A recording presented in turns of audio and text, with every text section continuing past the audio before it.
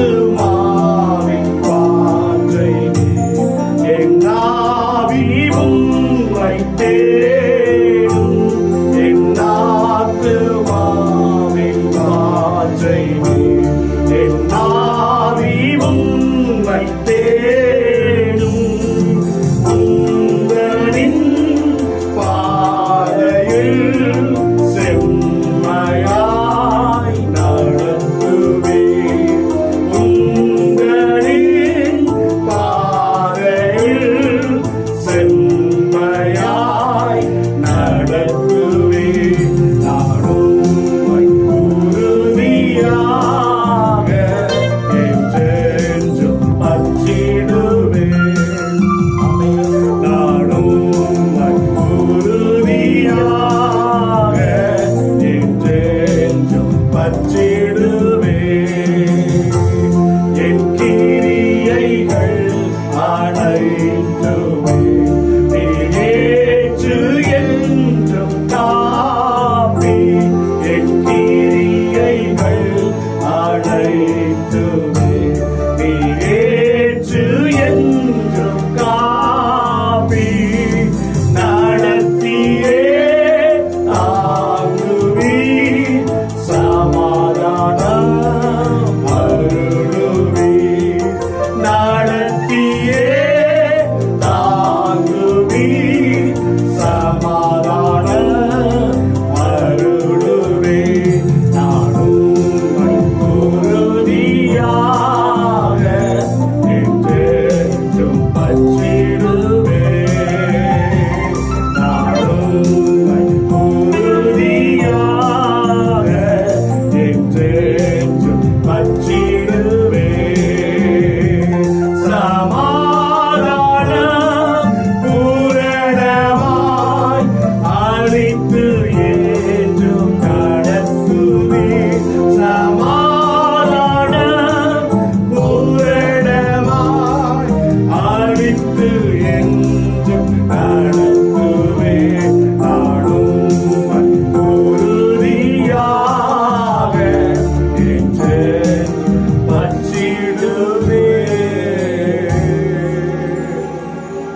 இயேசுவின் நாமத்தில் ஜெபிக்கிறோம் நல்ல பிதாவே, ஆமென். நம்ம எல்லாரும் பரிசுத்த வேதாகமத்தை எடுத்துக்கொள்வோம். சங்கீதம் 24வது சங்கீதம் அதனுடைய 3வது வசனத்தை நான் வாசிக்கிறேன், கவனியுங்கள். யார் கர்த்தருடைய பர்வதத்தில் ஏறுவான்? யார் அவருடைய பரிசுத்த ஸ்தலத்தில் நிலைத்திருப்பான்? இன்றைய செய்தியினுடைய தலைப்பு கிறிஸ்துவுக்குள் உறுதியாயிருப்பது எப்படி என்கிற தலைப்பிலே உங்களோடு கூட ஆண்டவருடைய வார்த்தையை பகிர்ந்து கொள்ளும்படி கர்த்தர் தந்த அந்த நல்ல சந்தர்ப்பத்திற்காக ஆண்டவரை ஸ்தோத்திரிக்கிறேன். அருமையான தேவனுடைய பிள்ளைகளே, பின்வாங்கி போகும்படி நம்முடைய கர்த்தர் நம்மை அழைக்கவில்லை. எபிரேயர் 10ஆம் அதிகாரம் 37வது வசனத்திலிருந்து 39ஆம் வசனம் வரைக்கும் வாசிக்கும் பொழுது, பின்வாங்கி போவானானால் அவன் பேரில் என் ஆத்துமா பிரியமாயிராது. நாம் பின்வாங்கி போகிறதற்கு ஏதுவாயிராமல் நம்முடைய ஆத்துமா ஈடேறத்தக்கதாக நாம் முன்னேறுகிறவர்களா இருக்க வேண்டும் என்று சொல்லி எபிரேய நிருபக்காரன் சொல்லுகிறதை பார்க்கிறோம். கலப்பையின் மேல் தன் கையை வைத்துவிட்டு பின்னிட்டு திரும்பி பார்க்கிற எவனும் பரலோக ராஜ்யத்திற்கு தகுதி இல்லவே இல்லை என்று ஆண்டவர் சொல்லியிருக்கிறார். இந்த வசனத்தை நன்றாய் பாருங்கள். யார் கர்த்தருடைய பர்வதத்தில் ஏறுவான்? ஒரு கேள்விக்குறி வருகிறது.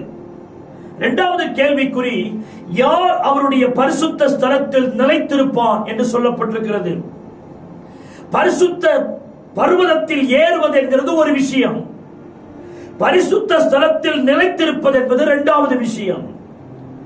அருமையானவர்களே, பரிசுத்த ஸ்தலத்தில் ஏறுவதும் கஷ்டம், ஏறின பரிசுத்த பர்வதத்தில் உறுதியாய் நிலைத்திருப்பது அதைவிட கஷ்டம். நிறைய பேர் பரிசுத்த ஸ்தலத்தில் ஏறுகிறார்கள், ஆனால் அநேகர் ஏறின பரிசுத்த ஸ்தலத்தில் உறுதியாய் இல்லை. அதான் இருக்கிற ஒரு பெரிய விஷயம்.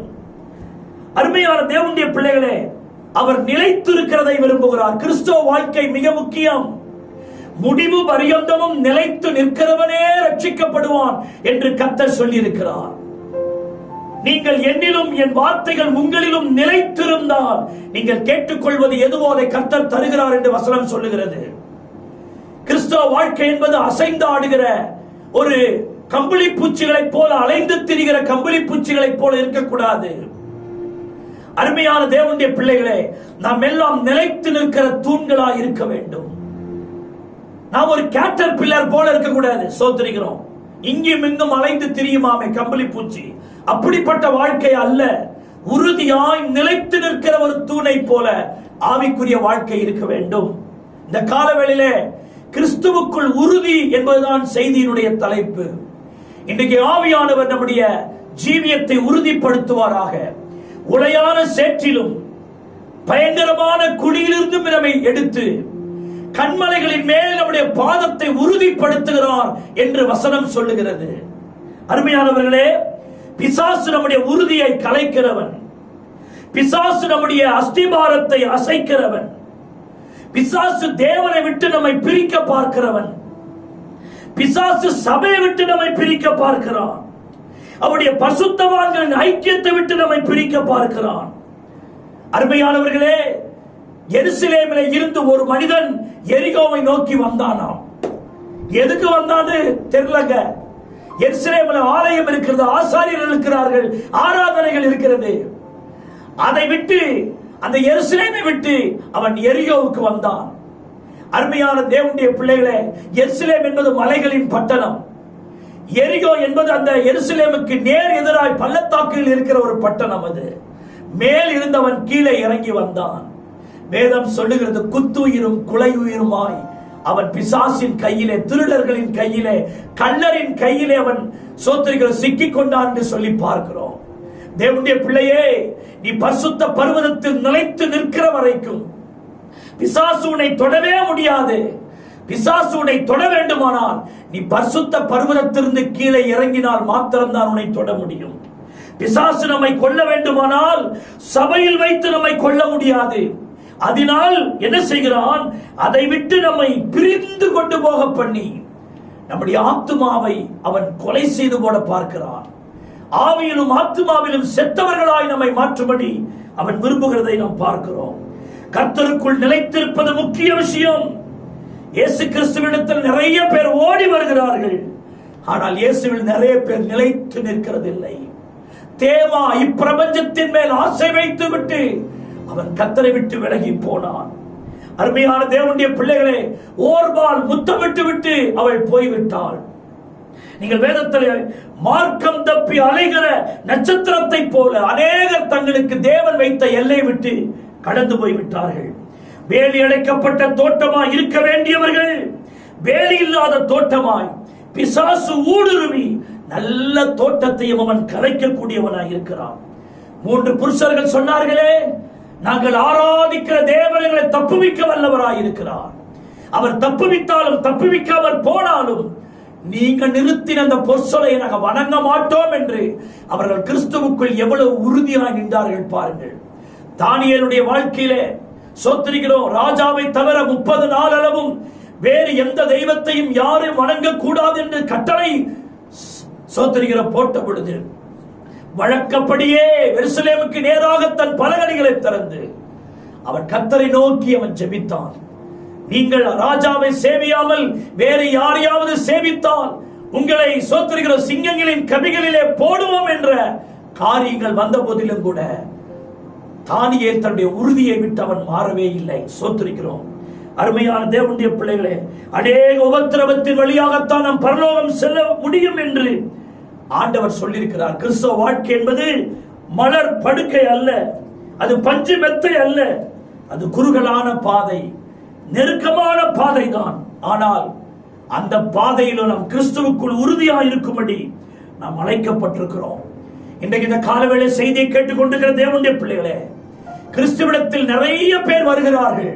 அவிடத்தில் போனால் அற்புதம் செய்கிறார், அவர் கண்ணீரை துடைக்கிறார், அவர் தேவைகளை சந்திக்கிறார் என்று அவிடத்தில் நிறைய பேர் வருகிறார்கள். வந்து அவர்கள் தேவைகள் சந்திக்கப்பட்ட உடனே அதோடு அவரை விட்டு அநேகர் பிரிந்து போகிறார்கள். எத்தனை பேர் சபைக்கு வந்தாங்க தெரியுமா? சபையில எத்தனை பேர் நன்மையை பெற்றாங்க தெரியுமா? ஆனால் அருமையானவர்களே, சிலர் தான் நிலைத்து நிற்கிறார்கள். அநேகர் பின்வாங்கி, அநேகர் கர்த்தருடைய அன்பை விட்டு விலகி போகிறதை நாம் பார்க்கிறோம். தேவனுடைய பிள்ளைகளே, நாம் கிறிஸ்துவுக்குள் நிலைத்திருப்பது ரொம்ப முக்கியம். இயேசுவுக்காக, சத்தியத்திற்காக, சுவிசேஷத்திற்காக, சபைக்காக நிலைத்து நிற்கிற விசுவாசிகளை இந்த கடைசி நாட்களில் காண்கிறது அரிதாக இருக்கிறது.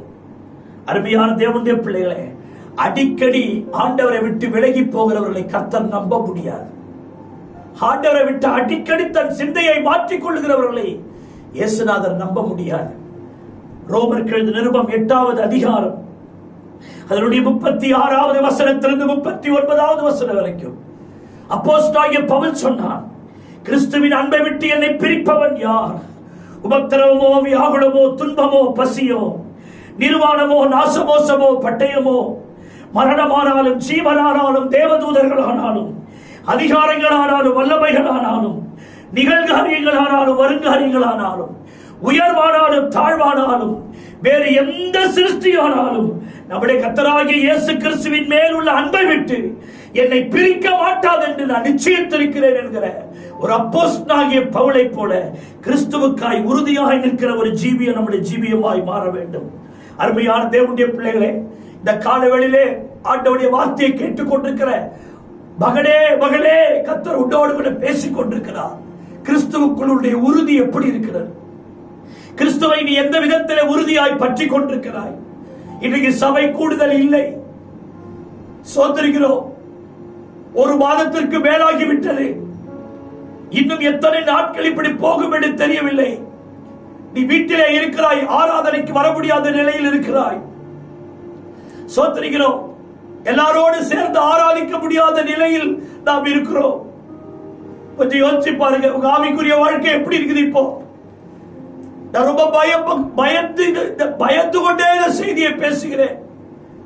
ஒரு நேரம் நான் ஆண்டவருக்குள்ள நம்பிக்கையா தான் இருக்கிறேன். ஆனா இன்னொரு நேரம் சபைக்கு வரும் பொழுதே, விசுவாசிகளை எல்லாரும் சேர்ந்து ஆராதிக்கும் போதே என்னுடைய விசுவாசியுடைய உறுதி அவ்வப்போது ஒரு மாதிரி குறையும் ஏறுமே. ஆலயத்துக்கே வராம இருக்கும் பொழுது என்னுடைய விசுவாசியுடைய உறுதி, ஆவிக்குரிய உறுதி எப்படி இருக்குன்னு தெரியலையே. எல்லாரும் கர்த்தருக்குள் தான் இருக்கிறாங்களா? ஜெப வாழ்க்கை சரியா இருக்குதா? வேத வாசிப்பில சரியா இருக்கிறாங்களா? கர்த்தரை தேடுகிறதுல சரியா இருக்கிறாங்களா? கர்த்தர் மேல் உள்ள அன்பிலே சரியா இருக்கிறார்களா என்று எனக்குள்ளே 1000 கேள்விகள் எழுப்புகிறது. சபையை குறித்து, சபையுடைய விசுவாசிகளை குறித்து நினைக்கும் பொழுது என்னுடைய உள்ளம் நடுங்குகிறது. அப்போஸ்தலனாகிய பவுல் சொன்னது போல, கிறிஸ்து என்று ஒரே புருஷனுக்காக நியமிக்கப்பட்ட கன்னிகையாய் இருக்கிறாய். ஆகவே பிசாசானவன் கிறிஸ்துவை பற்றிய உண்மை நின்று உங்களுடைய மனம் கெடுக்கப்படுமோ என்று உங்களை குறித்து நான் பயந்திருக்கிறேன் என்று அப்போஸ்தலனாகிய பவுல் கொரிந்து சபையை பார்த்து சொன்னது போல, என்னுடைய விசுவாசிகள் கிறிஸ்துவின் மேல் உள்ள உறுதியை, கிறிஸ்துவின் மேல் உள்ள வாஞ்சையை பிசாசு எந்த விதத்திலே ஆகிலும் கெடுத்து போடுவானோ, கிறிஸ்துவை பற்றிய உண்மை நின்று என்னுடைய விசுவாசியுடைய மனத்தை அவன் கெடுத்து விடுவானோ என்று நான் பயந்தவனாய் இந்த செய்தியை உங்களுக்கு அறிவித்துக் கொண்டிருக்கிறேன். தேவ பிள்ளையே, உங்கள் ஜெப வாழ்க்கை எப்படி இருக்கிறது? உங்கள் வேத வாசிப்பு எப்படி இருக்கிறது? கர்த்தரை தேடுகிற அந்த தேடுதல் எப்படி இருக்கிறது? அருமையானவர்களே, ஒருவேளை நான் உங்களுடைய இருதயத்தோடு பேசிக் கொண்டிருக்கிறேன், உங்கள் ஆத்துமாவை நோக்கி நான் பேசிக் கொண்டிருக்கிறேன். உன்னுடைய ஆத்துமா தேவன் மேல் சார்ந்து இருக்கிறதா? தேவன் மேல் நீங்கள் உறுதியா இருக்கிறீர்களா? நீங்க சொல்ல முடியுமா, பாஸ்டர், இந்த லாக்டவுன்ல நான் சர்ச்சைக்கு வராவிட்டாலும் என்னுடைய வேத வாசிப்பு கூடி இருக்கு பாஸ்டர், என்னுடைய ஜபத்தை நான் விட்டு விடவில்லை பாஸ்டர், கர்த்தர் மேல் உள்ள அன்பில் நான் கொஞ்சம் கூட நான் நிலை பெயர்ந்து போகல பாஸ்டர், நான் உறுதியாக இருக்கிறேன், கிறிஸ்துவுக்குள் உறுதியாக இருக்கிறேன், அவருடைய பரிசுத்த பர்வதத்தில் நான் நிலைத்து நிற்கிறேன் என்று எத்தனை பேர் சொல்ல முடியும்? அருமையானவர்களே, வசனம் சொல்லுகிறது, பரிசுத்த பர்வதத்தில் யார் ஏறுவார்? அந்த பரிசுத்த பர்வதத்தில் யார் நிலைத்து நிற்பார்? நான் இன்றைக்கு அந்த 2வது விஷயத்தை தான் நான் உங்களிடத்தில் பேச விரும்புகிறேன். பரிசுத்த பர்வதத்தில் ஏறலாம், இறங்கி கூட விடலாம். ஏறுகிறவர்கள் இறங்கி விடுவார்கள். ஆனால் ஏறுகிறவர்கள் எத்தனை பேர் அதில் நிலைத்து நிற்கிறார்கள் என்பதுதான் மிக முக்கியம். சிலர் அந்த சர்க்கா மரத்துல ஏறுவாங்க, ஏறின வேகத்திலே அப்படியே இறங்கிடுவாங்க. சோத்தரிக்கிறோம். எத்தனை பேர் நிலைத்து நிற்பார்கள்? அருமையான தேவனுடைய பிள்ளைகளே, கிறிஸ்துவுக்குள் உறுதியா இருக்கிறது தான் கிறிஸ்தவ வாழ்க்கையினுடைய விஷயம். அவர்களை கொண்டுதான் கர்த்தர் இந்த கடைசி காலத்திலே எழுப்புதலை கொண்டு வர முடியும். இந்த கொரோனா என்கிற இந்த வைரஸ் இன்னைக்கு பாருங்க, நம்ம ஆண்டவருடைய சமூகத்தில் வர முடியாத ஒரு நிலைமைகளுக்கு நம்ம அங்கங்கே லாக் பண்ணி வச்சிருக்குது. இன்னும் வருகாலத்தில் இப்படி இது போன்ற சம்பவங்கள் நிறைய நாம் கேள்விப்படுவோம். ஆனால் சபையாரை நான் பார்த்து சொல்லுகிறேன், அப்படி பர்வதத்தில் நீ உறுதியாய் நிலைத்திரு. என்ன வந்தாலும் எது நடந்தாலும், ஒருவேளை ஆராதனைக்கு நான் போக முடியாத சூழ்நிலை இருந்தாலும், நான் கிறிஸ்துவுக்குள் உறுதியாய் இருக்கிற ஒரு அனுபவத்தை தான் ஆவியானவர் எதிர்பார்க்கிறார். ஆண்டவருடைய கிறிஸ்தவ ஜீவியத்தில் முடிவு பரியந்தம் நிலைத்து நிற்கிற ஒரு விஷயம். தேவனுடைய பிள்ளைகளே, நிலைத்து நிற்பது எப்படி? நான் இயேசுவை நம்புகிறேன், அவரை பின் செல்கிறது எனக்கு, அவரை பின்பற்றி செல்வதை என்னுடைய உள்ளம் வாஞ்சிக்கிறது. அவருக்கு பிரியமாய் வாழ நான் எண்ணுகிறேன். அதற்காக தான் நான் ஞானஸ்நானம் எடுத்தேன், அதற்காக தான் அபிஷேகத்தை நான் பெற்றுக்கொண்டேன். ஆகிலும் நான் அவரை சரியாய் பின்பற்ற முடியவில்லை. அடிக்கடி எனக்குள் பின்மாற்ற எண்ணங்கள் எனக்குள் வந்து கொண்டிருக்கிறது. அவரை விட்டு நான் பின்வாங்கி விடுவேனோ என்கிற ஒரு எண்ணம் என் இருதயத்தில் தோன்றுகிறது. தேவனுக்குள்ளும் தேவ சபைக்குள்ளும் என்ன பாடுகள் வந்தாலும் இந்த சத்தியத்துக்குள் நாம் தொடர்ந்து நிலைத்து நிற்க விரும்புகிறேன். ஆனால் பின்மாற்ற எண்ணங்கள் எனக்கு அவ்வப்போது வருகிறது. ஆனால் அவருக்குள் நிலைத்திருக்கவும் நான் விரும்புகிறேன். அவருக்குள் நிலைத்திருப்பதற்கு எனக்கு ஒரு நல்ல ஆலோசனை சொல்லுங்கள் என்று நீங்கள் என்னிடத்தில் கேட்பீர்களானால், என்னுடைய வேதத்தில் என்னுடைய பிரசங்க குறிப்பேட்டிலே நிறைய விஷயங்களை நான் எழுதியிருக்கிறேன். இன்றைக்கு ஒரு 5 காரியத்தை கொஞ்சம் விவரமாய் சொல்லிவிட்டு, ஒரு 10 குறிப்புகளை நான் உங்களுக்கு வசனங்களை மாத்திரம் சொல்லிவிட்டு, ஒரு 15 குறிப்புகளை இன்றைக்கு நான் சொல்ல விரும்புகிறேன். கிறிஸ்துவுக்குள் நீ உறுதியா இருப்பதற்கு இன்னென்ன காரியங்களை நீ கடைபிடிச்சா நீ அந்த கிறிஸ்துவுக்குள்ள உறுதியா இருக்கலாம் என்று ஒரு 15 காரியத்தை உங்களுக்கு முன்னாடி நான் வைக்க விரும்புகிறேன். அதில் முதல் 5 காரியத்தை மட்டும் நான் விவரமாய் சொல்லிவிட்டு மீதம் இருக்கிற 10 குறிப்புகளை வசனங்களை சொல்லுகிறேன். இதை ஒரு பிரசங்கமாக நான் பண்ணல, ஒரு ஜெபமாக உங்களுக்கு பண்ணுகிறேன். இந்த வாரம் முழுவதும் இந்த 15 குறிப்புகளை வைத்து, ஆண்டவரே இந்த 15 குறிப்புகளும் என்னுடைய அனுபவங்களாய் மாற்றட்டும். இது இந்த வாரம் மட்டுமல்ல, உங்கள் ஆயுள் காலம் எல்லாம் இவைகளை வைத்து நீங்கள் ஜெபிக்கலாம். இந்த 15 குறிப்பு தான் என்பது அல்ல, இன்னும் வேதத்தில் நான் ஏராளமாக எடுக்கலாம். ஆனால் இந்த 15ஐ நீங்கள் ஜெபித்தாலே உங்களுடைய ஆயுள் காலம் முழுவதும் நீங்கள் கர்த்தருக்குள் நிலைத்திருப்பதற்குரிய சாராம்சத்தை அந்த 15 குறிப்புகள் உங்களுக்கு சொல்லிவிடும். ஆகவே அருமையான தேவனுடைய பிள்ளைகளே, கிறிஸ்துவுக்குள் உறுதியா இருப்பது எப்படி என்கிற விவரங்களை நான் உங்களோடு கூட பேச விரும்புகிறேன். கண்ணீரோடு இவைகளை நான் உங்களுக்கு சொல்லுகிறேன். உங்களுடைய செவியை அங்கும் இங்கும் திருப்பிக் கொண்டில்லாமல், எசப்பா உமக்குள் உறுதியானவனாய் நான் இருக்கேன், உதவி செய்யுங்கப்பா. நன்றி ஆண்டவரே. மேஜர் கொடுங்க. ஹalleluya. உறுதியாய் பற்றி கொண்டோ உம்மையே நம்பி உள்ளோ, உறுதியாய் பற்றி கொண்டோ உம்மையே நம்பி உள்ளோ, பூரண சமாதானம், பூரண சமாதானம்,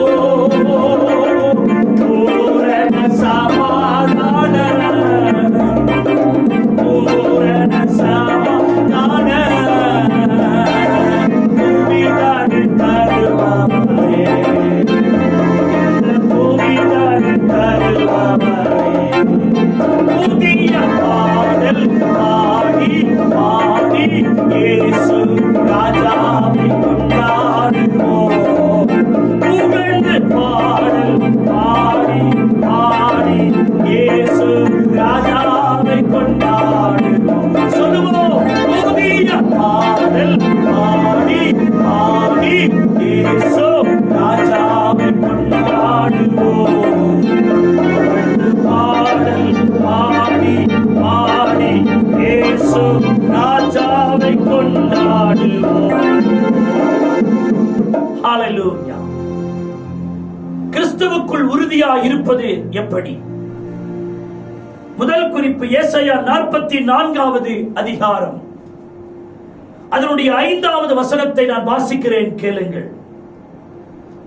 ஒருவன் நான் கர்த்தருடையவன் என்பான், ஒருவன் யாக்கோப்பின் பெயரை தரித்துக் கொள்வான், ஒருவன் நான் கர்த்தருடையவன் என்று கையெழுத்து போட்டு இஸ்ரவேலின் நாமத்தை தரித்துக் கொள்ளுவான்.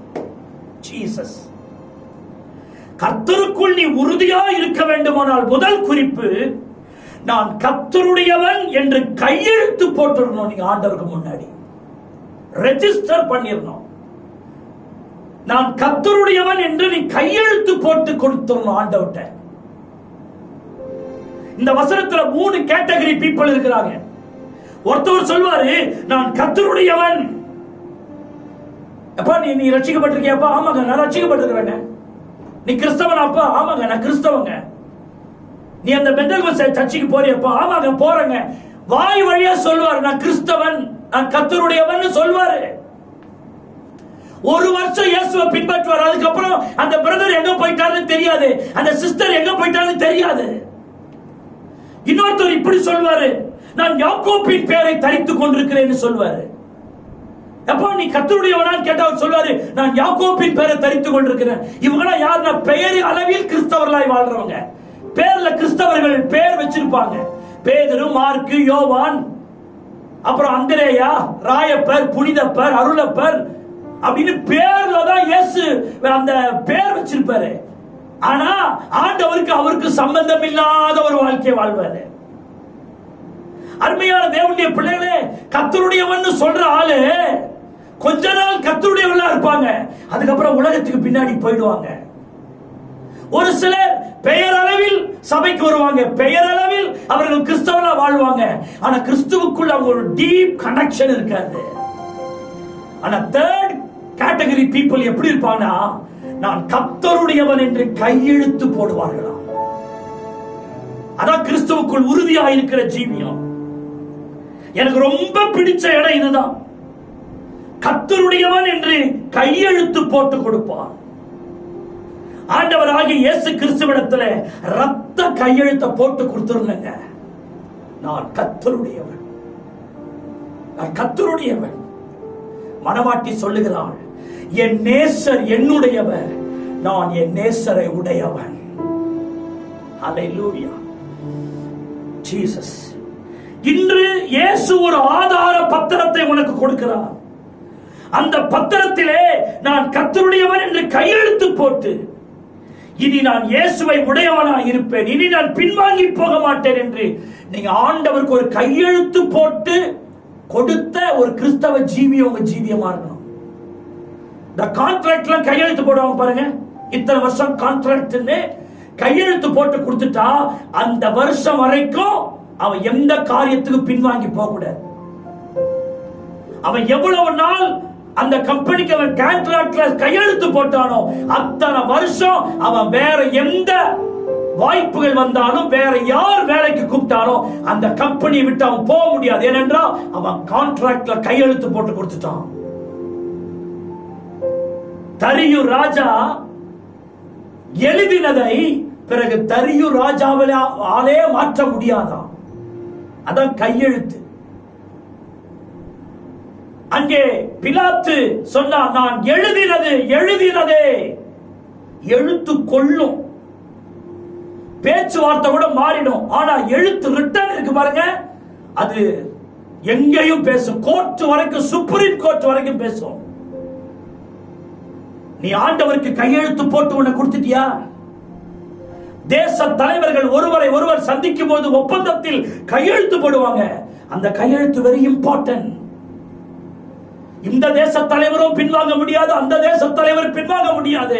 ஏனென்றால் 2 பேருடைய கையெழுத்து அங்க இருக்குது. அதே போல பரலோக ராஜ்யத்துல நாம் கையெழுத்து போட்டு ஒப்பந்தம் செஞ்சிடணும். அதன் அர்த்தம் என்ன? ஆண்டவரே, நான் இனி உம்முடையவன். ஆண்டவரே, என்ன வந்தாலும் எது வந்தாலும் பின்வாங்கி போயிட மாட்டேன். ஆண்டவரே, எசப்பா, அது நல்ல காரியமோ கெட்ட காரியமோ, காப்பாத்திவீரோ காப்பாற்ற மாட்டீரோ, நான் கடைசி வரைக்கும் உம்முடையவன் எழுதி கொடுத்துட்டியா நீ இயேசுவுக்கு. 2 தீமோத்தேயு 2ஆம் அதிகாரம் 4ஆம் வசனம் சொல்லுகிறது, தண்டிலே சேவகம் பண்ணுகிற எவனும் தன்னை சேவகம் எழுதி கொண்டவனுக்கு ஏற்றவனா இருக்கும்படி பிழைப்பு கெடுத்த அலுவலர்களில் சிக்கிக் கொள்ள மாட்டான். ராணுவத்துல சேர்றவங்க கையெழுத்து போட்டு கொடுத்து சேருவாங்க. அப்பா செத்தா கூட அவன் ராணுவத்தில் இருந்து அவன் லீவ் பர்மிஷன் போட்டு வீட்டுக்கெல்லாம் வர முடியாது. அதான் ராணுவ கட்டுப்பாடு. அதுவும் ராணுவத்துல நீ எல்லையில ஒரு முக்கிய யுத்தத்தில் இருக்கும் பொழுது உங்க வீட்டுல யார் மரித்தாலும், குறிப்பாக தகப்பன் மரித்தாலும், ஒருவேளை நான் கேள்விப்பட்டிருக்கிறேன், ஒருவேளை தாய் இறந்தா அந்த தாய்க்கு மாத்திரம் வரலாம் அப்படின்னு ஒரு பிரிவு இருக்கிறதா நான் கேள்விப்பட்டேன். மற்ற எவர் இறந்தாலும் என்ன வந்தாலும் லீவே கிடையாது. ஏனென்றால் நீ அதில் சேவகம் எழுதி கொடுத்து விட்டாய். எழுதி கொடுத்தவன் பிழைப்பு கடுத்த அலுவலர்களில் அவன் சிக்கிக் கொள்ள மாட்டான். ஒரு உலக பிரகாரமான ஒரு காரியத்துக்கு இப்படி இருக்குமானால் தேவ ராஜ்யத்துக்கு அடுத்தவைகளை நாம் அப்படி எழுதி கொடுத்திருக்கிறோமா? ஒரு சொத்தை எழுதி கொடுக்கிற மாதிரி இயேசுவுக்கு உங்களை எழுதி கொடுத்துற. ஒரு ஆளுக்கு சொத்தை எழுதி கொடுத்துட்டா அதுக்கப்புறம் நீ அதை குறித்து நீ உரிமை பாராட்ட முடியாது. It is not joke to make a indecent commitment. ஆண்டவர்ட்ட போய் இன்டீசென்ட்டான கமிட்மெண்ட்லாம் நீ பண்ணிட்டு ஆவிக்குரிய வாழ்க்கையில் விளையாட முடியாது. ஒருத்தன் சொன்னானா, எங்க அப்பாவை போய் நான் அடக்கம் பண்ணிட்டு அதுக்கப்புறம் பின்னாடி உங்களை பின்பற்றுறேன்னு. ஆண்டவர் சொன்னார், மரித்தோர் என்ன செய்யட்டும், அடக்கம் பண்ணட்டும், நீ என்ன பின்பற்றி வா. லைஃப் கமிட்மெண்ட் தான் ஆண்டவர்ட்ட. தேவனுடைய பிள்ளையே, இந்த குறிப்பு உங்களோடு பேசிக் கொண்டிருக்கிறது. நீ கிறிஸ்துவுக்குள்ள உறுதியாக இருக்கும்படி ஆண்டவர் உன்னோடு பேசிக் கொண்டிருக்கிறார். நீ இயேசுநாதருக்கு கையெழுத்து போட்டு கொடுத்துட்டியா? உன்ன எத்தனை இடர்கள் வந்தாலும், எந்த சூழ்நிலைகள் எனக்கு வந்தாலும், நான் இயேசுநாதரை விட்டு பின்வாங்க மாட்டேன். எத்தனை பேர் எழுதி கொடுத்திருக்கிறீங்க இயேசுவுக்கு? வாலிப தம்பி, நீ இயேசுநாதருக்கு அப்படி உன்னை எழுதி கொடுத்திருக்கியா? வாலிப தங்கச்சி, என்ன வந்தாலும் இயேசுநாதருடைய அன்பை விட்டு விலகி போக மாட்டேன்னு எழுதி கொடுத்துட்டியா நீ? பிரதர் சிஸ்டர், நீ ஆண்டவருக்கு உன்னை எழுதி கொடுத்துட்டியா? அவங்கதான் கிறிஸ்துவுக்குள் அந்த பர்வதத்தில் நிலைத்து நிற்கிறவர்கள். ஹல்லேலூயா. காடானாலும் மேடானாலும், ஆமா நான் பின்னாடி வருவேன். எந்த விதத்தில் நான் பேக் ஸ்லைட் ஆக மாட்டேன், பின்வாங்க மாட்டேன். சிலுவை எனக்கு முன்னே, உலகம் எனக்கு பின்னே. பின்னோக்கி பார்க்கிறதுக்கு வேலையே இல்லை. அல்லேலூயா. சோத்திரம். நன்றி ஆண்டவரே. நான் பின்னோக்கி போக மாட்டேன். மதர் தெரேசா என்கிறவளை நம்ம கேள்விப்பட்டிருப்போம். அவங்க வாழ்க்கையில மிகவும் பிடித்த பாடல் இதுதான், இயேசுவின் பின்னே. சோத்திருக்கிறோம். எந்த விதத்திலும் நான் அவர்தான் எனக்கு, நான் பின்னோக்கி பார்க்க மாட்டேன் என்று அவங்க வாழ்க்கையில் அதுதான் பெருசா எண்ணி இருந்தாங்களா? சோத்திருக்கிறோம். I have decided to follow Jesus. No turning back, no turning back. அம்மா சொல்றாங்க, உன்னை ஆண்டவருக்குன்னு நான் வச்ச கால நான் பின்ன வைக்க மாட்டேன். அடிக்கடி அந்த பாடல் அவங்க பாடுவாங்களாம். அருமையான தேவனுடைய பிள்ளைகளே, அவங்க வாழ்க்கையில அவங்களுடைய ஊழியங்கள்ல எவ்வளவு பிரச்சனை வந்தது, நிலைத்து நின்றார்கள். தாயாரை குறித்து நாம் கேள்விப்படுகிறோமே. இன்றைக்கு கர்த்தருடைய பிள்ளைகளா இருக்கிறோம், அபிஷேகம் பெற்றிருக்கிறோம். நாம எப்படி இருக்கிறோம் கொஞ்சம் யோசிச்சு பாருங்க. ஹல்லேலூயா. ஈ மேஜர் கொடுங்க. ஹல்லேலூயா. Thank you. I have decided to follow Jesus. I have decided to follow Jesus. I follow Jesus. No turning back, no turning back, no turning back, no turning back. இயேசுவின் பின்னே போகத் துணிந்தேன். இயேசுவின் பின்னே போகத் துணிந்தேன். இயேசுவின் பின்னே போகத் துணிந்தேன். பின்னோக்கே நான், பின்னோக்கே நான், பின்னோக்கே நான், பின்னோக்கே நான். அருமையான தேவனுடைய பிள்ளைகளே, கையெழுத்து போட்டு கொடுத்தவன் அதை திரும்ப வாபஸ் பெறவே முடியாது. அதான் கிறிஸ்துவுக்குள் உறுதியாக இருப்பதின் முதல் பாயிண்ட். இரண்டாவது குறிப்பு, எபிரேயர் 6வது அதிகாரம் அதனுடைய 16வது வசனத்தை பாருங்கள். உறுதி பண்ணும்படிக்கு ஆணையிடுதலே சகல விவாதத்திற்கு முடிவு. சோதரம், ஆணையிடுதலே சகல விவாகத்துக்கும் சகல விவாதத்துக்கும் முடிவு. சோத்ரம். இரண்டாவது குறிப்பு, கிறிஸ்துவுக்குள் நீ உறுதியா இருக்கணுமா, அதை ஆணையிட்டு சொல்ல வேண்டும். சகல விவாதம் நமக்குள் வருவது இயற்கை. விவாதம் நமக்குள்ள கிரியை செய்யும். கர்த்தரை சேவிக்கிறதா வேண்டாமா, இயேசுவை பின் செல்றதா வேண்டாமா, காலையில எழுந்ததும் உடம்பு சொல்லும் தூங்குன்னு, ஆவி சொல்லும் ஜெபிக்கிற ஒரு விவாதம் உள்ள நடக்கும். ஜெபிக்கிறதா இல்ல தூங்கிட்டு அப்புறம் ஜெபிக்கிறதா, ஊழியத்துக்கு போறதா வேண்டாமா, இந்த வார சபைக்கு போறதா இல்ல அடுத்த வார சபைக்கு போலாமா. உங்கள் மனது உங்களுக்குள்ள விவாதம் செய்யும்.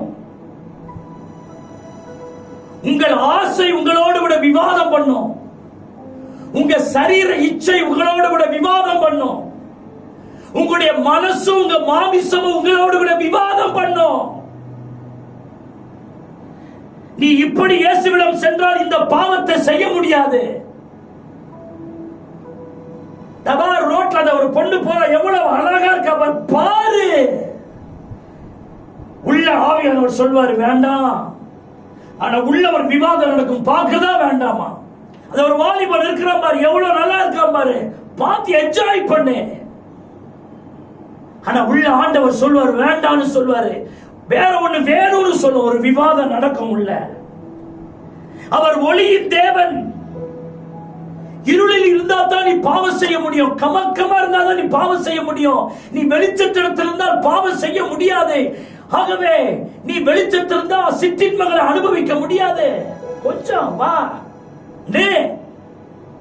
உனக்கு ஒரு ஃப்ரெண்டு சொல்லுவான், ஆனா அது ஃப்ரெண்ட் இல்ல, அவன் மூலமா பிசாசு வந்து உனக்கு சொல்லுவான். ஹை, யாரும் பார்க்கல, நம்ம இந்த தப்ப பண்ணலாம், இந்த தவறை செய்யலாம், யாரும் பார்க்கல அப்படின்னு நம்ம சேஃபா இருக்கிறோம், செய்யலாம் அப்படின்னு உள் மனதும் சொல்லும், வெளியில இருக்கிற ஆளும் சொல்லுவான். ஒரு விவாதம் நடக்கும். அருமையான தேவனுடைய பிள்ளைகளே, அப்படிப்பட்ட அந்த நிலையில் இருந்தாலும் கூட நான் ஆணையிட வேண்டும். நான் இயேசுவின் பிள்ளையாகத்தான் வாழ்வேன் என்று ஆணையிட்டு சொல்லுகிறேன். எந்த டிஸ்ட்ராக்ஷனுக்கும், எந்த விவாதத்திற்கும், எந்த தேவனுக்கு பிரியமில்லாதவைகளுக்கும் என்னை நான் ஈடுபடுத்திக் கொள்ள மாட்டேன் என்று ஆணையிடுகிறேன் இயேசுவின் நாமத்தில் அப்படின்னு ஆணையிடணும். தனி ஜபத்தில் இந்த நாட்களிலே நாம இந்த குவாரண்டைன்ஸ், இந்த நாட்கள்ல எல்லாம் வீட்டுக்குள்ள இருக்கிறோம். நிறைய டிஸ்ட்ராக்ஷன்கள் உங்களுக்கு வரும். ஏன்னா நீங்க சர்ச்சுக்கு வரதுக்கு வாய்ப்பு இல்ல, ஜபத்துக்கு சொத்துறோம், நம்ம எல்லாம் கூடி வந்து ஜபிக்கிறது இல்ல, அவரவர்களும் வீட்டுல இருந்து ஜபிக்கிறோம். ஆகவே நீ இடர்வதற்கும் உன்னுடைய உள்ளுக்குள்ளே நிறைய விவாதங்கள் நடக்கும். சும்மா ஏசு ஏசு இந்த மாதிரி தச்ச கூட பூட்டாங்க, இதெல்லாம் சரிப்பட்டு வராது, கொஞ்சம் இப்படி வா, கொஞ்சம் இப்படி பெண்ட் பண்ணு, கொஞ்சம் இந்த பாவத்தை செய்யலாம், கொஞ்சம் இந்த விஷயத்தை நீ பார்க்கலாம், கொஞ்சம் இப்படி கொஞ்சம் ஃப்ரீ பண்ணிக்கோ பாரு, இப்படியே தான், அவ்வளவுதான், இனிமே சர்ச்சு கிடையாது. அப்புறம் உட்காந்து நீ பேஸ்புக்ல உட்காந்து சோத்திருக்கிறோம், இன்னும் சோத்திரம் வாட்ஸ்அப்ல உட்காந்து யாரையோ கண்ட மெசேஜ போட்டுட்டு இருப்பான், கிறிஸ்தவர் என்ற பேர்ல, ஊழியர்கள் என்ற பேர்ல அவரவர் உட்கார்ந்து கருத்துக்களை சொல்லிக்கிட்டு இருக்கிறாங்க. நிறைய பேர் அதை படிச்சு சபைகளின் மேல் இருக்கிற வாய் அன்பையும் ஐக்கியத்தையும் கூட இழந்துட்டு வீட்டுக்குள்ள சோத்திருக்கிறோம் மிஞ்சின நீதிமான்களை போல பேசிக்கொண்டு உட்கார்ந்து கொண்டிருக்கிறார்கள். நிறைய விவாதம் நடக்கும். கர்த்தருடைய பிள்ளையை நீ ஆணையிட்டு சொல்லணும். சோத்திருக்கிறோம். ஆணையிட்டவனுக்கு ஆணையிடுகிறவனை எந்த விவாதமும் ஜெயிக்க முடியாது. ஆணையிடணும் இயேசுவின் நாமத்தில். நீ ஊழியம் செய்யறதுனால என்ன லாபம், நீ சர்ச்சைக்கு போறதுனால என்ன லாபம், கண்டா விவாதம் உள்ள வரும். எபிரேயர் 7ஆம் அதிகாரம் 28 வசனம் மிக முக்கியமான வசனம் இந்த குறிப்புக்கு. சோத்திருக்கிறோம். அதுல வருது, ஆணையோடு விளங்கின வசனமே. ஆணையோடு விளங்கின வசனம். அப்போ பைபிள்ல ஒரு வசனம் இருக்குது. சோத்திருக்கிறோம்.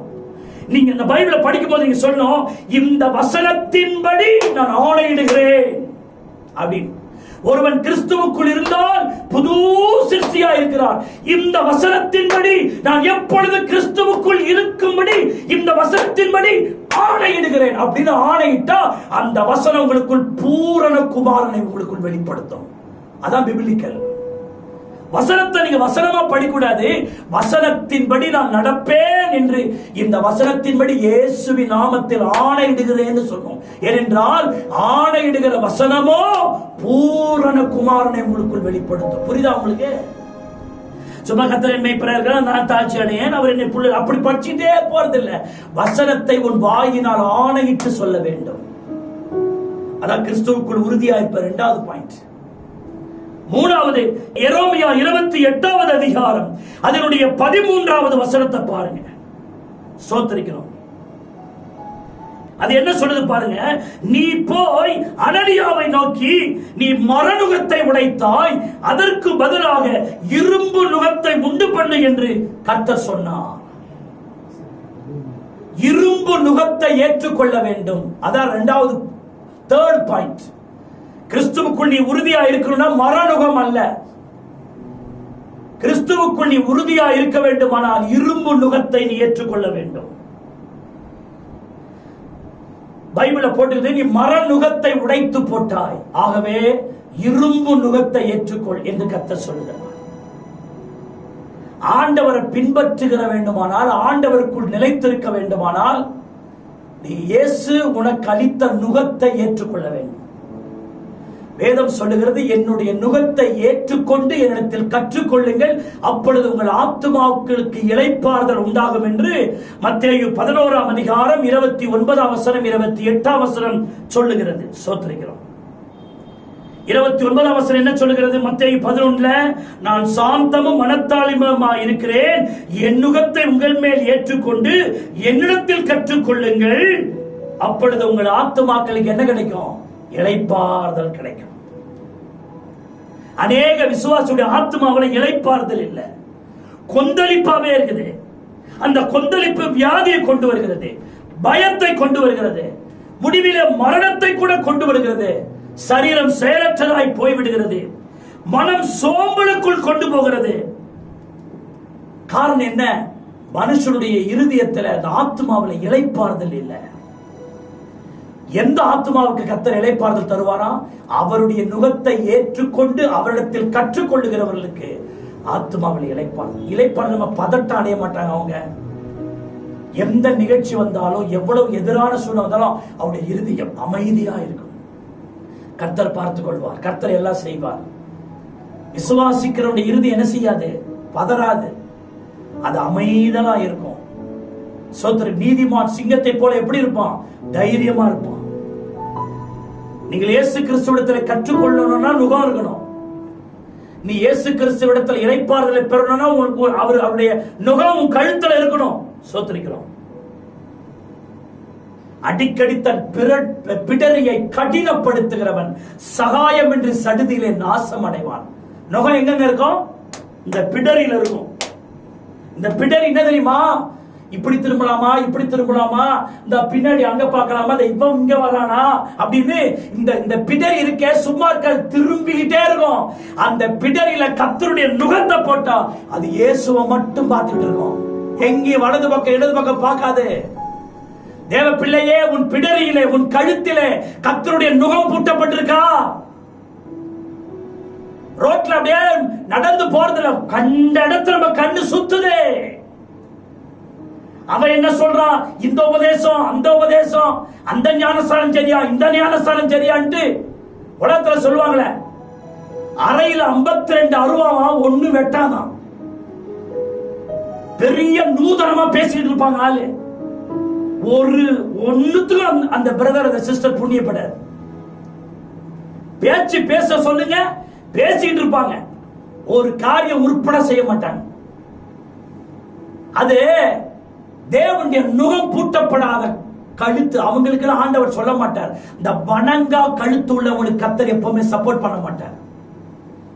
அப்பப்ப பிடரிய கடினப்படுத்த, நான் இப்படித்தான் இருப்பேன், என் இஷ்டம், நான் யாருக்கு கட்டுப்பட மாட்டேன், எந்த பாஸ்டருக்கு கட்டுப்பட மாட்டேன், எந்த சபைக்கு நான் கட்டுப்பட மாட்டேன், ஊழியருக்கு நான் கட்டுப்பட மாட்டேன், மூத்த விசுவாசிகளை நான் கட்டுப்பட மாட்டேன், ஏன் இஷ்டம். நான் என்ன சொல்றேன்? ஐயா, உங்களை கொண்டு ஒண்ணுமே பண்ண முடியாதுயா. பிரதர் சிஸ்டர், நீங்க தேவனுடைய ராஜ்யத்துக்கு எந்த விதத்திலும் பயன்பட முடியாது. ஏன்னா நான் சொல்லல, கர்த்தர் சொல்றாரு, இரும்பு நுகத்தை ஏற்றுக்கொள். ஏன் ஆண்டவர் மர நுகத்தை வேணாம் இரும்பு நுகத்தை ஏற்றுக்கொள்ளும் சொன்னா, நம்ம என்ன பண்றோம்னா மர நுகத்தை ஏற்றுக்கொண்டிருப்பாங்க. அவங்க என்ன பண்ணுவாங்க? சர்ச்சுக்கெல்லாம் வருவாங்க, பாட்டு பாடுவாங்க, ஆண்டவர் ஆராதிப்பாங்க. யாராவது கொஞ்சம் கோபமா பேசிட்டா, இல்ல கொஞ்சம் அவங்களுக்கு பிடிக்காத விதமா நடந்துகிட்டா, உடனே என்ன பண்றாங்க? கோச்சிக்கிட்டு சர்ச்சுக்கு வர மாட்டாங்க, வேதம் வாசிக்க மாட்டாங்க, ஊழியம் செஞ்சு இந்த ஊழியத்தை நிறுத்திடுவாங்க.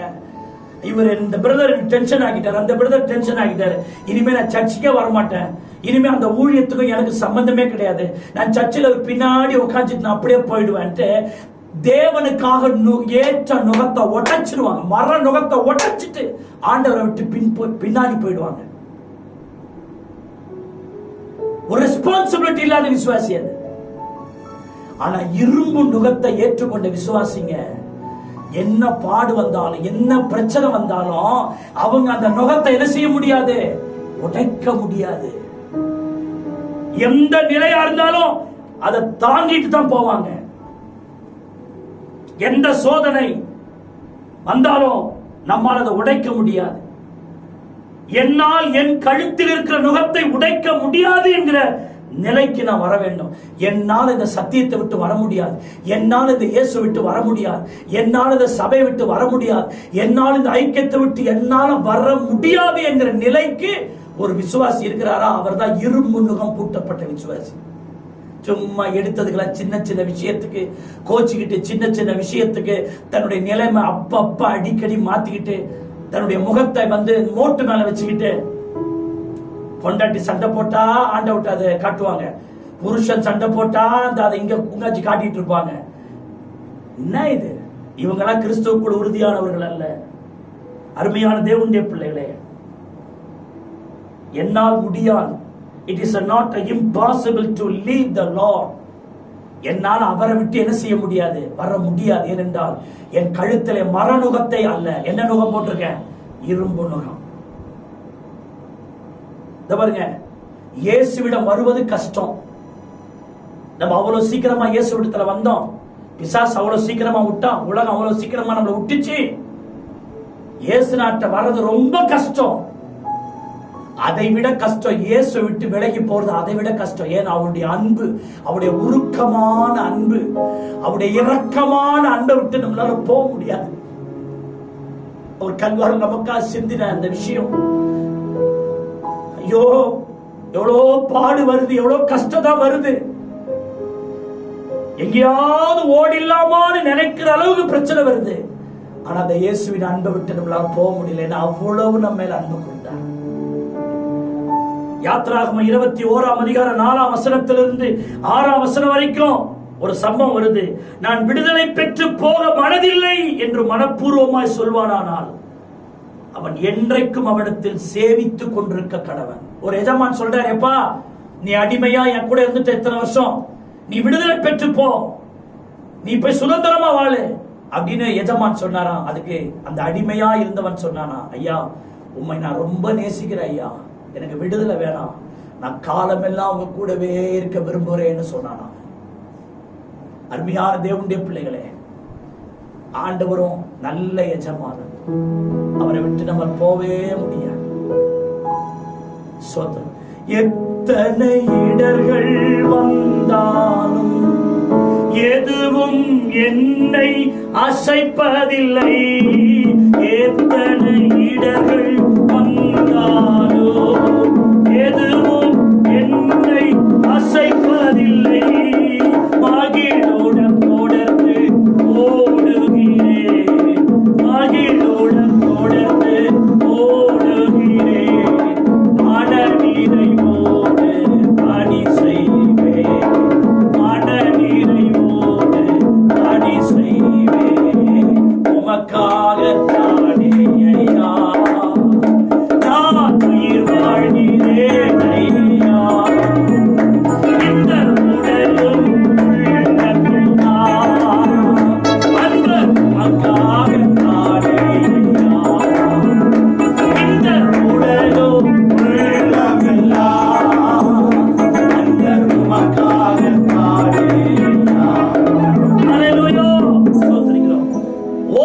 மேல் இருந்தது மரணம். கொஞ்ச நேரம் அவ இருந்தா, அதுக்கப்புறம் அதை உடைச்சு போட்டு அவ போயிட்டான். ஆனா ரூத்தின் மேல் இருந்தது இரும்பு நுகம். உம்முடைய தேவன் என்னுடைய தேவன், உம்முடைய இடம் என்னுடைய இடம். நீ எங்க அடக்கம் பண்ணப்படுவாய் அங்க நானே அடக்கம் பண்ணுவேன். உன்னுடைய தேசம் என்னுடைய தேசம். நகோமி பார்த்தா இவள் உறுதியாய் இருக்கிறதை, தன் பின்பற்றி வருகிறதை குறித்து அவள் உறுதியாய் இருக்கிறதை கண்டு, அதற்கு பிறகு ரூத் அவளோடு கூட ஒன்று பேச முடியாது இருந்ததாம். காரணம், ரூத்தின் மேல் இருந்த நுகம் இரும்பு நுகம். என்ன அது பின்னோக்கி போகாது. இன்னைக்கு இந்த கால வேளையில உன் கழுத்திலே இரும்பு நுகம் என்ன வந்தாலும் இயேசுவின் அன்பை விட்டு நான் போக மாட்டேன் என்கிற காரியம். நான்காவது குறிப்பு, கிறிஸ்துவுக்குள் உறுதியாய் இருப்பதற்கு நான்காவது காரியம். எசேக்கியேல் 4வது அதிகாரம் அதனுடைய 8வது வசனத்தை நான் படிக்கிறேன், கவனியுங்கள். இதோ நீ அதை முற்றுகை போடு, நாட்கள் நிறைவேறும் மட்டும் ஒரு பக்கத்திலிருந்து மறுபக்கத்தில் புரளக்கூடாதபடிக்கு உன்னை கயிறுகளினால் கட்டுவேன். இந்த வார்த்தையை பாருங்க, எசேக்கியேல் 4:8 ஒரு பக்கத்திலிருந்து மறுபக்கத்துக்கு புரளக்கூடாதபடி உன்னை கயிறுகளால் கட்டுவேன். உறுதியிலிருந்து நீங்கள் பிரிந்து போகாமல் இருக்க வேண்டுமானால் பரலோக கயிறுகள் நம்மை கட்ட வேண்டும். The ropes of God, divine ropes. உன்னுடைய கால்கள் தெய்வீக கயிறுகளால் கட்டப்பட வேண்டும். நம்முடைய கைகள் தேவனுடைய கயிறுகளால் கட்டப்பட வேண்டும். நம்முடைய மனது தேவனுடைய கயிறுகளால் கட்டப்பட வேண்டும். ஏனென்றால் அது தேவனை விட்டு இந்த பக்கம் அந்த பக்கம் புரளாதபடிக்கு, தேவனையே பார்த்து நிற்பதற்கு கர்த்தருடைய கயிறு நம்மை கட்ட வேண்டும். ஆண்டவரை பார்த்து கேளுங்க, ஆண்டவரே நான் இந்த பக்கத்திலும் அந்த பக்கத்திலும் புரளாதபடிக்கு உங்களுடைய கயிறுகளால் என்னை கட்டும் ஆண்டவரே. சில நேரம் அப்படி மாறிடுற, சில நேரம் இப்படி மாறிடுற ஆண்டவரே. நான் புரளக்கூடியவனா இருக்கிறேன் ஆண்டவரே. எவ்வளவோ வசனம் கேட்கிற, பாடுற, ஜெபிக்கிற, ஆனாலும் உங்களுடைய அன்பை விட்டு நான் புரண்டு விடுவேனோ என்ற நிலை எனக்கு சில நேரம் வருதப்பா. உங்களுடைய பரலோக கயிறுகளை கொண்டு நான் புரளக்கூடாதபடி என்னை கட்டி போடும் ஐயா. உம்மை விட்டு நான் புரளாதபடிக்கு என்னை கட்டி போடும் ஐயா. உங்க கையில் இல்ல புரண்டு போயிடுவாப்பா. என்னை கட்டு மாட்டவரே, உடைய கயிர்களால் என்னை கட்டு மாட்டவரே. என்னை நான் நம்ப முடியலப்பா. ஆண்டவரே, உடைய வருகை மரியந்தம் உமக்குள்ள நான் நினைச்சிருப்பேன் எனக்கு தெரியலப்பா. என்ன நான் நம்ப முடியலப்பா. உடைய கயிறுகளால் என்னை கட்டும் ஆண்டவரே. ஒவ்வொரு வாலிப தம்பியும், ஒவ்வொரு வாலிப தங்கச்சி, ஒவ்வொரு பிரதரும் சிஸ்டர் ஆண்டவர்கிட்ட கதற வேண்டியது, உடைய கயிறுகளால் என்னை கட்டும் ஆண்டவரே. நான் புரளாதபடிக்கு உடைய கயிறுகளால் எங்களை கட்டுவீராக. வசனம் சொல்லுகிறது, அருமையான தேவனுடைய பிள்ளைகளே, பரிசுத்த கயிறுகள் நம்மை கட்ட வேண்டும். ஒரு காலத்துல பிசாசு நம்மள மந்திர கயிறுல கட்டி வச்சான், மாய கயிறுகளை கட்டி வச்சான், அடிமைத்தனமான கயிறுகளை கட்டி வச்சான். ஆண்டவருடைய கிருபை அந்த கயிறுகளை அறுத்து போட்டது. பிசாசு நம்மள பாவத்துக்கும் அநியாயத்துக்கும் வேதனைக்கும் வியாதிக்கும் வருத்தத்துக்கும் கண்ணீருக்கும் இருளுக்கும் அந்தகாரத்துக்கும் நம்மளை கட்டி போட பார்க்கிறான். ஆனா ஆண்டவரோ தம்முடைய அன்பின் கயிறுகளால் நம்மை கட்டுகிறார். அன்பின் கயிறு என்னை கட்டி இழுப்பதால் அதை அவிழ்த்து கொண்டு போக நான் முயற்சி எடுக்க மாட்டேன். ஆண்டவரே, எசப்பா நீங்க என்னை கட்டுங்க ஆண்டவரே.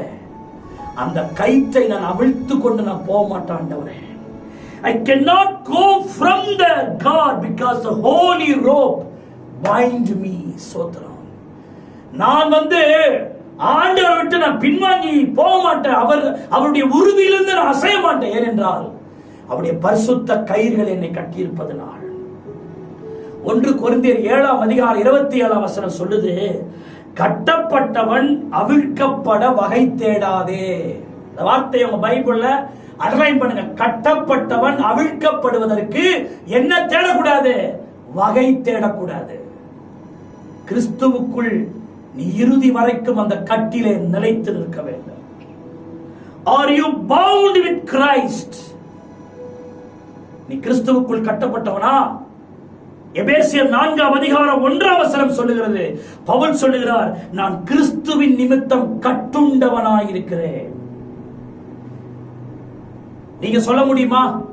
நான் கிறிஸ்துவின் நிமித்தம், கிறிஸ்துவுக்காக நான் கட்டப்பட்டிருக்கிறேன். எங்கு போனாலும் எங்க பேசினாலும் நான் சபையோடு கட்டப்பட்டிருக்கிறேன். நான் கட்டப்பட்டவன்.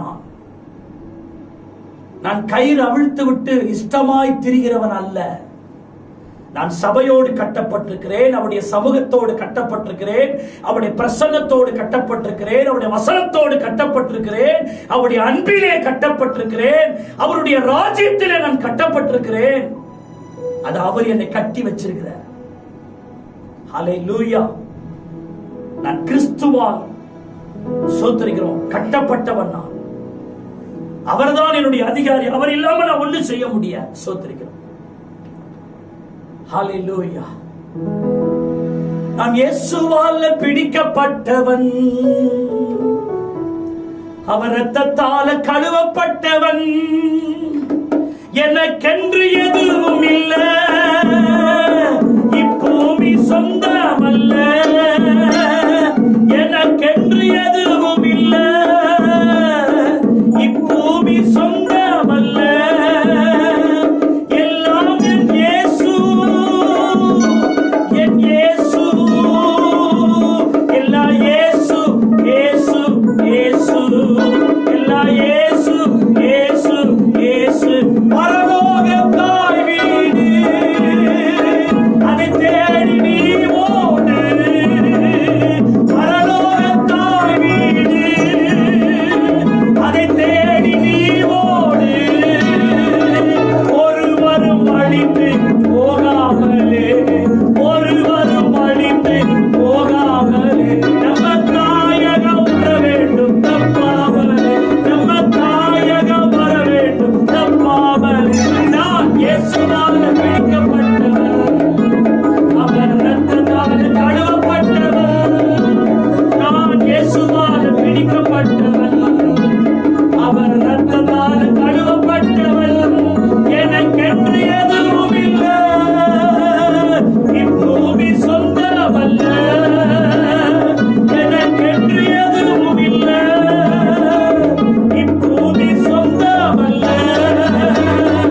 எல்லாம் என் இயேசு, என் இயேசு, எல்லா இயேசு, இயேசு, இயேசு, எல்லா இயேசு, இயேசு, இயேசு. 5வது குறிப்பு 1 கொரிந்தியர் 3:அதிகாரம் அதனுடைய 11 இப்படி சொல்லுகிறது, போடப்பட்டிருக்கிற அஸ்திபாரம் ஆகிய இயேசு கிறிஸ்துவை அல்லாமல் வேறே அஸ்திபாரத்தை போட ஒருவனால கூடாது. கிறிஸ்துவுக்குள் உறுதியா இருப்பதனுடைய 5வது குறிப்பு, யார் இயேசுவாகிய அஸ்திபாரமா, இயேசு கிறிஸ்துவே அவர்கள் அஸ்திபாரமா இருக்கிறார்களோ, அவர்கள் அஸ்திபாரம் சரியா இருக்குமானால், அந்த அஸ்திபாரம் இயேசுவா இருக்குமானால், அவர்கள் கிறிஸ்துவுக்குள் உறுதியா இருப்பார்கள். பவுல் சொல்லுகிறார், இயேசு கிறிஸ்துவே அல்லாமல் வேறு ஒன்றிலும் நான் அஸ்திபாரம் போடுகிறதில்லை. என்னுடைய அஸ்திபாரம் கிறிஸ்துவே. கிறிஸ்துவுக்குள்ள ஒருத்தவன் முடிவு பரியந்தமும் நிலைத்திருக்க வேண்டுமானால் உன் அஸ்திபாரம் இயேசுவா இருக்க வேண்டும். அப்படின்னா என்ன சொல்றாரு? இயேசு என்ற அஸ்திபாரத்தை தவிர வேற வேற அஸ்திபாரம்லாம் இருக்குது. அதெல்லாம் நிக்கிற மாதிரி நிக்கும், அப்புறம் ஒளிஞ்சிடும். ஒரு பாஸ்டருடைய அஸ்திபாரமா இருக்கக்கூடாது. ஏதோ ஒரு விசுவாசி உன் அஸ்திபாரமா இருக்கக்கூடாது. யாரோ சொன்ன ஒரு உபதேசம் உன் அஸ்திபாரமா இருக்கக்கூடாது. உன் நண்பன் உன் அஸ்திபாரமா இருக்கக்கூடாது. இயேசுவை தவிர்த்து நீ எவரை அஸ்திபாரமாய் கொண்டிருந்தாலும் நீ நிலை பெயர்ந்து போய்விடுவாய். இயேசு உன் அஸ்திபாரமா இருக்க வேண்டும். கர்த்தருக்குள் நிலைத்திருக்க வேண்டுமானால், ஊழியத்தில் நிலைத்திருக்க வேண்டுமானால், சபையில நிலைத்திருக்க வேண்டுமானால் உன் அஸ்திபாரம் இயேசுவா இருக்கணும். நிறைய பேருக்கு அஸ்திபாரமே இல்லை. மண்மேல் கட்டப்பட்ட வீடாக இருந்தால் நீ விழுந்து போவாய். We have to build the foundation of the Jesus Christ. உன் ஃபவுண்டேஷன் வந்து ஜீசஸ் கிரைஸ்டா இருக்கணும். வேதம் சொல்லுகிறது, என் வார்த்தையை கேட்டு அவைகளின்படி செய்யாதவன் எவனோ அவன் தன் வீட்டை மணலின் மேல் கட்டின புத்தி இல்லாத மனுஷனுக்கு ஒப்பாயிருப்பான். பெருவெள்ளம், பெருமழை, பெருங்காற்று அந்த வீட்டின் மேல் மோதின பொழுது அந்த வீடு அழிந்தது. அது அந்த வீடு நிறைவேறாமல் போயிற்று. அது இருந்த இடமும் இனி அறியாது. அப்படி க்ளோஸ் ஆயிடுமா?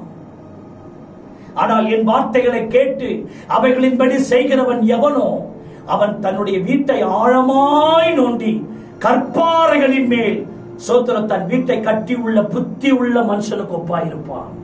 பெருமழை, பெருவெள்ளம், பெருங்காற்று அந்த வீட்டின் மேல் அடித்தாலும் அந்த வீடு நிலைத்து நிற்கும். ஏனென்றால் சங்கீதம் 11:3 சொல்லுகிறது, அஸ்திபாரங்களும் நிர்மூலமாகிறதே. பாத்தீங்களா? அஸ்திபாரங்களும் நிர்மூலமாகிறதே, நீதிமான் என்ன செய்வான்? ஆமாங்க, இயேசுநாதரை தவிர எந்த அஸ்திபாரங்களும் கூட நிர்மூலமாகும். பேர் அஸ்திபாரம் ஆனா நிர்மூலமாகும். ஆனால் இயேசுவின் மேல் உன் வீடு இருக்குமானால், சகோதரனே இயேசுவின் மேல் நீ இருப்பாயானால், சகோதரியே இயேசுவின் மேல் நீ இருப்பாயானால் நீ விழுந்து போகிறதில்லை. ஹalleluya. ஜி மேஜர் கொடுங்க. ஹalleluya, ஹalleluya. ஓ கலங்கிடுவேனோ, பதறிடுவேனோ, கர்த்தரில் விசுவாசம் இருக்கையிலே.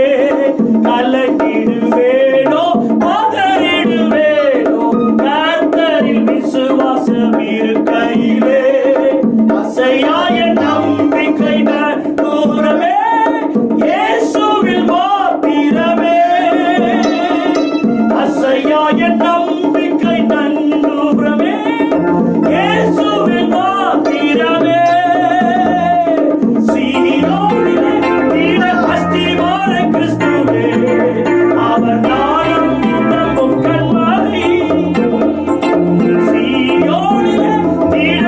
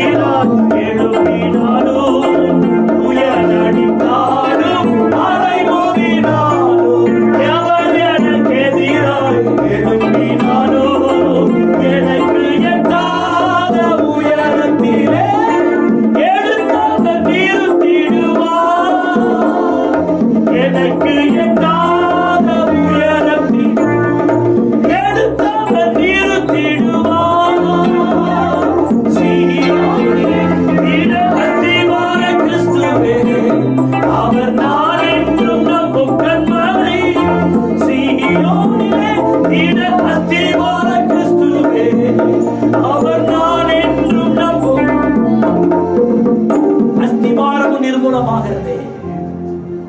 தேவ பிள்ளையே, கிறிஸ்துவே உன் அஸ்திபாரமா இருப்பாரானால் 3 சோதனை வந்தாலும் அந்த அஸ்திபாரத்தில் இருக்கிறவன் நிலைச்சு நிற்பான். பெருமழை சொரிந்தும், நோவா காலத்துல பெருமழை சொரிந்தது. நோவாவின் குடும்பம் கிறிஸ்துவின் மேல் அஸ்திபாரமாய் இருந்ததினால் நோவாவை தவிர எல்லாம் அழிந்து போயிற்று. நோவாவின் குடும்பமாகிய அந்த 8 பேர் மாத்திரம் காக்கப்பட்டார்கள். ஏன் மற்றவங்க அழிஞ்சாங்க? அவங்க வேற வேற ஒன்றை அஸ்திபாரமாய் வைத்திருந்தார்கள். நோவாவின் குடும்பம் இயேசுவையே அஸ்திபாரமாய் கொண்டது. அந்த வீடு கண்மலையின் மேல் இருக்கும் பொழுது பெரு வெள்ளம் வந்தாலும் அந்த வீடு கீழே விழாது. சத்துரு வெள்ளம் போல வருவானா, உன் குடும்பத்தை அழிச்சு போடணும், உன் ஆவிக்குரிய வாழ்க்கையை சிதைச்சி போட, உன் விசுவாச வாழ்க்கையை சிதைச்சி போட பிசாசு வெள்ளம் போல வருவானா. ஏசாயா 59:10 படி. ஆனா உன் அஸ்திபார இயேசுவா இருப்பாரானால் கர்த்தர் அதற்கு ஜெயக்கொடி ஏற்றுவார். அந்த வெள்ளம் உன் வீட்டையோ உன் குடும்பத்தையோ கிறிஸ்துவின் மேல் இருக்கிற உறுதியோ அந்த வெள்ளம் அசைக்காதே. ஏனென்றால் உன்னுடைய அஸ்திபார இயேசு. 3வது, அந்த வீட்டின் மேல் பெரும் காற்று வந்து அடிக்குமா. அருமையானவர்களே, யோபு 9:19 பெருங்காற்று வந்து யோபுவினுடைய வீட்டின் மேல் வந்து அடித்ததாம். வீட்டில் இருக்கிற 4 மூலையில் அந்த காத்து அடிச்சு அந்த வீடு அப்படியே கீழே உட்கார்ந்துச்சான். 10 பிள்ளைகள் ஒரே நாள்ல செத்து போச்சு. ஆனால் யோபு கிறிஸ்துவுக்குள்ளே கொண்டிருந்த அந்த உறுதியில் அவன் இடறி போகவே இல்லை. ஒருவனை வந்து சொல்லுகிறான், ஐயா உங்க வீட்டுல 10 பிள்ளைகளும் வீட்டுல உட்காந்து சாப்பிட்டுக்கிட்டே இருந்தாங்களா, 4 மூலையில ஒரு பெருங்காற்று வந்து அடிச்சுதா, வீடு அப்படியே கீழே இடிஞ்சு விழுந்து 10 பிள்ளைகளும் செத்து போயிட்டாங்கயான்னு சொன்னேன். பிசாசு பார்க்கிறான், இயேசு கிறிஸ்துவிலிருந்து அவன் நிலை பெயர்ந்து போய்விடுவான்னு பார்க்கிறான். ஆனா அவன் சொல்றான், கர்த்தர் கொடுத்தார், கர்த்தர் எடுத்தார், அவருடைய பரிசுத்த நாமத்துக்கு ஸ்தோத்திரம். காரணம், கிறிஸ்துவே யோபுவினுடைய அஸ்திபாரம். அந்த அஸ்திபாரம் கீழே விழல. அருமையான தேவனுடைய பிள்ளைகளே, அவன் இழந்த எல்லாவற்றையும் திரும்ப கர்த்தர் என்ன செய்தார்? தந்தார். ஆமென் சொல்லுங்க. அல்லேலூயா. அருமையான தேவனுடைய பிள்ளைகளே, ஆகவே இந்த 5 விஷயத்தை நான் சொல்லியிருக்கிறேன். சோதரிக்கிறோம் பாருங்க. முதல்ல சொன்னேன், நான் கர்த்தருடையவர் என்று என்ன செஞ்சனே கையெழுத்து போட்டு கொடுத்துடணும். 2வது ஆணையிட்டு சொல்லணும். 3வது இரும்பு நுகத்தை என்ன செய்யணும்? ஏற்றுக்கொள்ளணும். சோதரிக்கிறோம். 4வது தெய்வீக கயிறுகளால் கட்டப்படணும். 5வது இயேசுவே உன் அஸ்திபாரமாய் இருப்பாரானால் நீ கீழே விடமாட்டாய். விசுவாச பிள்ளைகள், நான் இப்போது சொல்ல வசனங்களை குறிப்பெடுத்துக் கொள்ளுங்கள். சோதர 6வது குறிப்பு 1 பேதுரு 3:21 நீங்கள் தேவனோடு சரியான உடன்படிக்கை செய்து கொள்ள வேண்டும். உங்களுடைய உறுதிக்கான 6வது குறிப்பு. 7வது குறிப்பு, நீங்கள் பழைய வாழ்க்கையை உடைத்து சுட்டரிக்க வேண்டும்.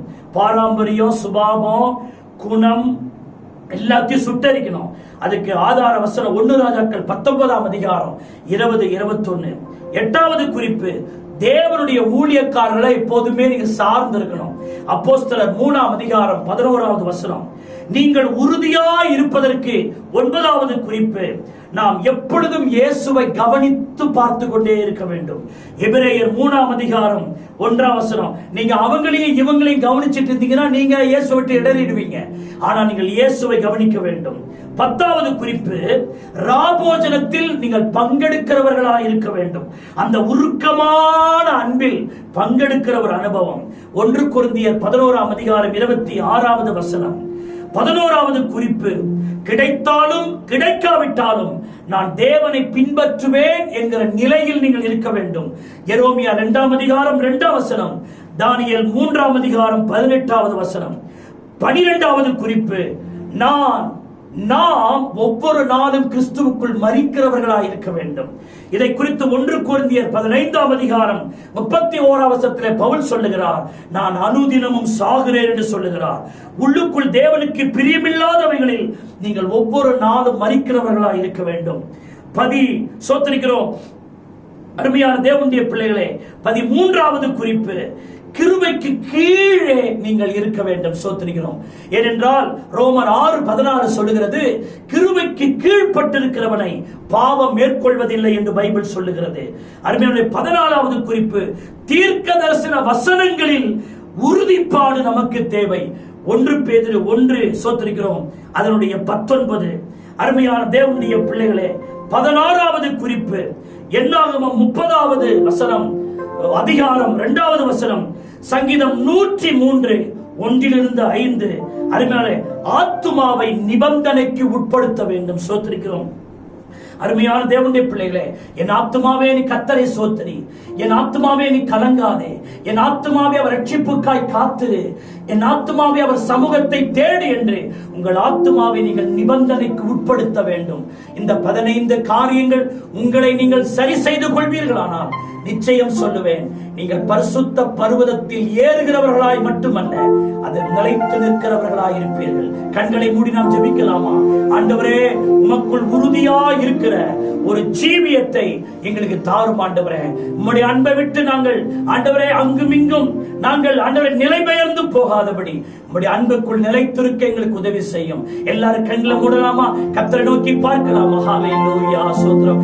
எனது பேச்செல்லாம் உமக்காக, எனது செயலெல்லாம் உமக்காக, எனது பேச்செல்லாம் உமக்காக, எனது செயலெல்லாம் உமக்காக, நடந்தாலும் படுத்தாலும் உமக்காக, நடந்தாலும் படுத்தாலும் உமக்காக, அமர்ந்தாலும் படுத்தாலும் உமக்காக, அமர்ந்தாலும் படுத்தாலும் உமக்காக, உமக்காக பாடுகிறேயா, நான் உயிர் வாழ்கிறேன் ஐயா, இந்த உடலும் உள்ளமில்லா. ஹல்லேலூயா.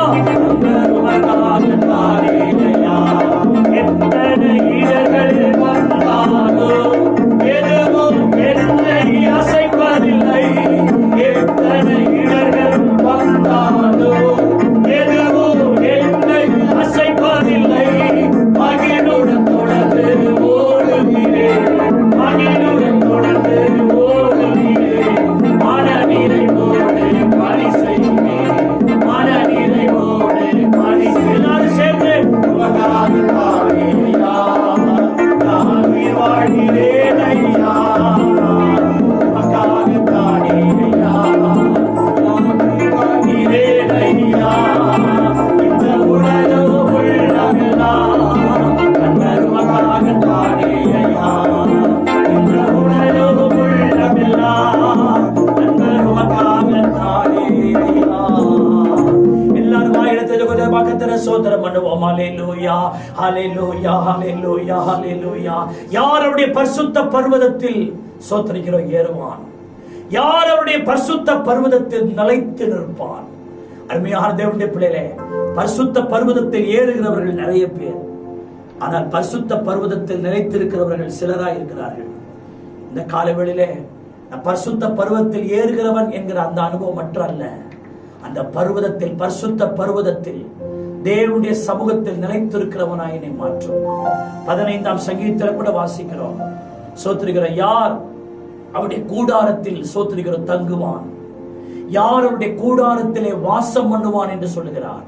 நீங்க அந்த 15வது சங்கீதத்தில் கூட தங்குகிறது என்பது கூட, அது ஒரு நேரம் தங்குவாங்க, ஒரு நேரம் வந்துருவாங்க. ஆனால் அவருடைய கூடாரத்தில் வாசம் பண்ணுகிறவன் என்ற வார்த்தை இருக்கு பாருங்க, அவங்க தான் நிலைத்து நிற்கிறவர்கள். சோத்திரிக்கிறோம். அருமையானவர்களே, அவருடைய கூடாரத்தில் நாம் தங்குகிறவர்களாக அல்ல, அவருடைய கூடாரத்தில் வாசம் பண்ணுகிறவர்களாக இருக்க வேண்டும். தாவீது சொன்னார், நான் நீடித்த நாட்களாய் கர்த்தருடைய வீட்டில் என்ன செய்வேன்? நிலைத்து நிற்பேன். ஹல்லேலூயா. அவருடைய கூடாரத்தில் நாம் என்ன செய்ய வேண்டும்?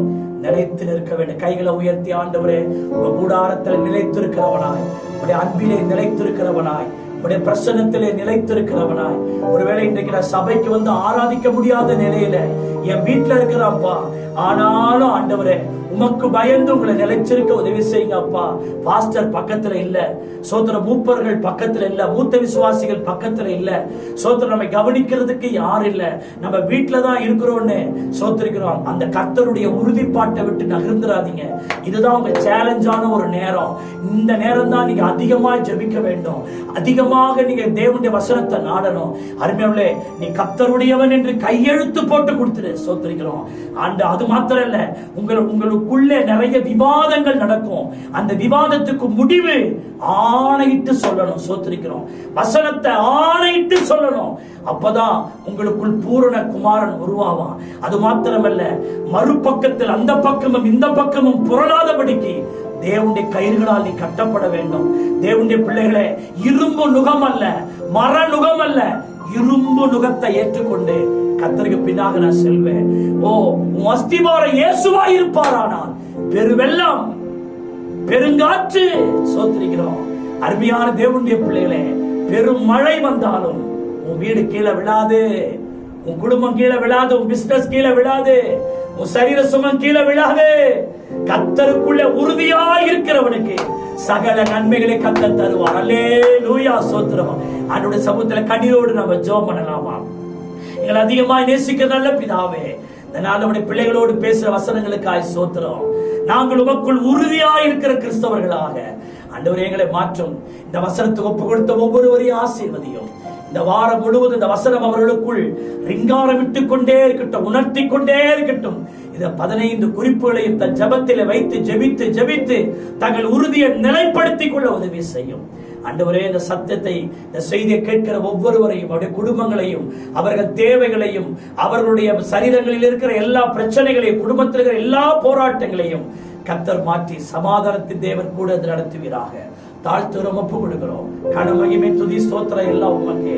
ரட்சகர் மீட்பருமாக இயேசுவின் நாமத்தில் ஜெபிக்கிறோம் ஜீவனுள்ள நல்ல பிதாவே, ஆமென். நம்முடைய கர்த்தராகிய இயேசு கிறிஸ்துவின் கிருபை, பிதாவாகிய தேவனுடைய அன்பு, பரிசுத்த ஆவியானவருடைய ஐக்கியம், வழிநடத்தல், பாதுகாப்பு, பராமரிப்பு இன்றும் என்று சதா நாட்கள் கிறிஸ்துவின் வருகை பரியந்தமும் நம் அனைவரோடு கூட இருப்பதாக. ஆமென். நம்ம எல்லாரும் சேர்ந்து சொல்லுவோம். என் ஆத்துமாவே கர்த்தரை ஸ்தோத்திரி, என் முழு உள்ளமே அவருடைய பரிசுத்த நாமத்தை ஸ்தோத்திரி. என் ஆத்துமாவே கர்த்தரை ஸ்தோத்திரி, அவர் செய்த சகல உபகாரங்களையும் மறவாதே. அவர் நம்முடைய அக்கிரமங்களை எல்லாம் மன்னித்து என் நோய்களை எல்லாம் குணமாக்கி என் பிராணனை அழிவுக்கு விலக்கி மீட்டு கிருபையினால் இரக்கங்களினாலும் முடிசூட்டி நன்மையினால் என் வாயை திருப்தியாக்கி கழுக்கு சமானமாய் திரும்ப என் வயதை வால வயது போல் ஆக்குகிறார். அல்லேலூயா, அல்லேலூயா, அல்லேலூயா. கர்த்தர் உங்களை அவருக்குள் உறுதியாய் இருப்போம். கர்த்தர் உங்களை ஆசீர்வதிப்பாராக. ஆமென், ஆமென்.